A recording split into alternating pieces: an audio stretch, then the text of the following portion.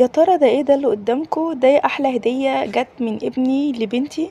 طبعا عشان انتوا شفتوا في الفيديو الاخير انها قد ايه زعلت لما هو جاب لاخواته الصغيرين هدايا وهي لا. فطبعا نتج عن ده ان انا اتكلمت معاه في انه لازم تراضيها عشان خاطر ما تبقاش زعلانه منك. الخلاصه من الكلام يا جماعه، انا هنا بوريكم الهديه اللي جات لها من اخوها. بس الخلاصه في الكلام ان انا بقول لكم سواء حنية عيالكوا على بعض او عدمها، فده بيبقى ناتج عنكوا انتوا اللي لازم تربوا حتة الحنية بينهم وبين بعض. لازم دايما تبقوا في بينكوا نصايح انه خليكوا حنينين على اخواتكوا. انتوا الاساس في انه يبقوا عيالكوا يا اما حنينين على بعض يا اما قاسيين. طبعا ما تنسوش تقولوا ما شاء الله وربنا يخليهم لبعض ويحميهم ويا رب يخليهم لي ويبارك فيهم ويفرحني بنجاحهم. حلوة قوي. مزين ايه ده؟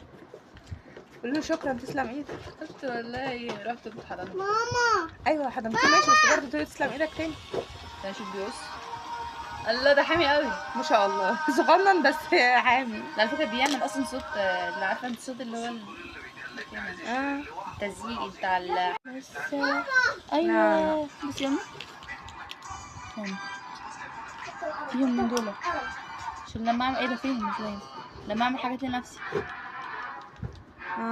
تقفليها. بقفل حاجات تحفه. هعمل يعني هو جايبها لي اصلا.